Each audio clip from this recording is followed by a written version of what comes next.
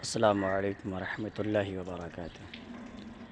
حضرت کہنا یہی ہے کہ آج ہم بھی کرتے ہیں تو ہو جاتے ہیں بدنام، اور وہ قتل و غارت بھی کرے تو کوئی پرواہ نہیں، اور وہ قتل و غارت بھی کرے تو کوئی پرواہ نہیں۔ میں جو کہتا ہوں اس کا بھی میں خود ذمہ دار ہوں۔ حضرات کہنا یہ ہے کہ کسی کتے کی حقیقت اگر بتا دی جائے، اگر کسی کی حقیقت بتائی جائے تو اسے کڑوا لگتا ہے، اور کیوں نہ ہو کچرا پھینالنے والا کتا نہیں تو اور کیا ہو سکتا ہے؟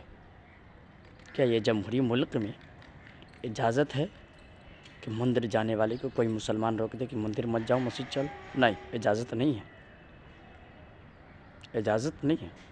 کیا کوئی مسجد جانے والے کو کوئی روکے کہ مسجد مت جاؤ؟ اجازت نہیں۔ کیوں روکے؟ کہ ہر دھارمک، ہر ریلیجن کے ماننے والا اپنے اپنے دھرم کے اعتبار سے جو پوجا کرتے ہیں، جو پوجا کرے۔ کوئی اگر خدا کی عبادت کرتے ہیں تو وہ عبادت کرے، اپنے اپنے دھرم کے اعتبار سے جو کام کریا ہے وہ کرے، کیونکہ یہ جمہوری ملک ہے۔ ہر کوئی کو اجازت ہے کہ اپنے اپنے دھرم کے اعتبار سے جو اپنا کام ہے، جو جس کو پوجا کرنا ہے وہ پوجا کرے، جس کو عبادت کرنا ہے وہ عبادت کرے۔ حضرات لیکن آج اگر کوئی کتا ہندوستان میں کچرا پھیلائے، اس کی حقیقت بتائی جائے تو حقیقت بتانے والے کو حق جو ہے اس کو حق بتانے والے کو اس کو آج جیل کے سلاخوں میں بھیج دیا جاتا ہے، یا تو اسے دہشت گرد قرار دیا جاتا ہے، یا تو اسے پاکستان کا ایجنٹ قرار دیا جاتا ہے، یا تو اسے آتنکوادی کہا جاتا ہے۔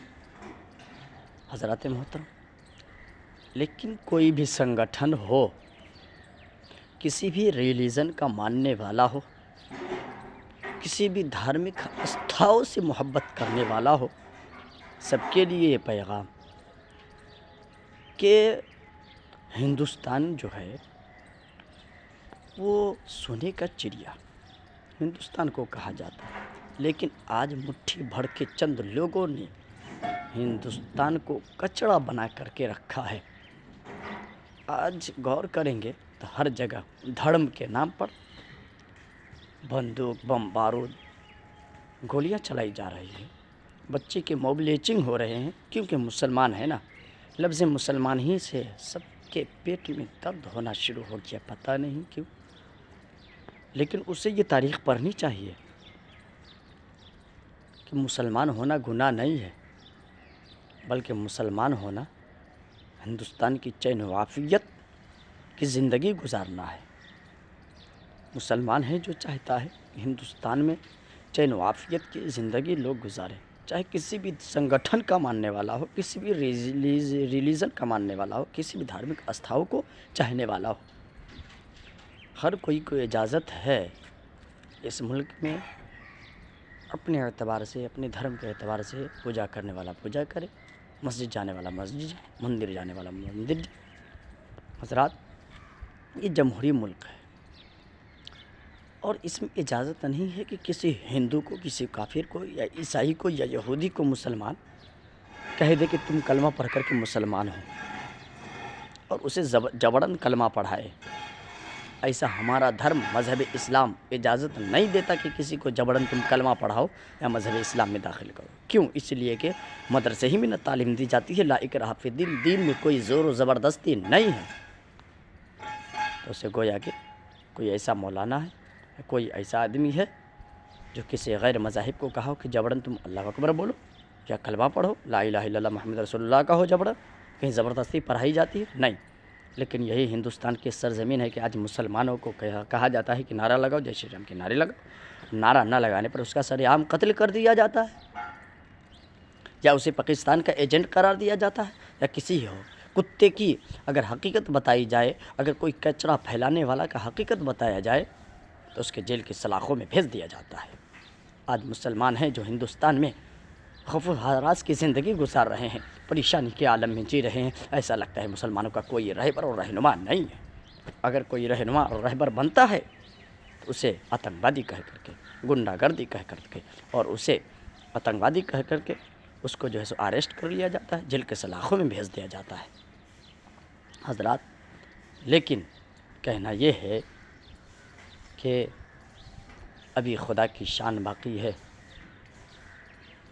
न घबराओ ए मुसलमानों, अभी खुदा की शान बाकी है, अभी इस्लाम ज़िंदा है, अभी कुरान बाकी है।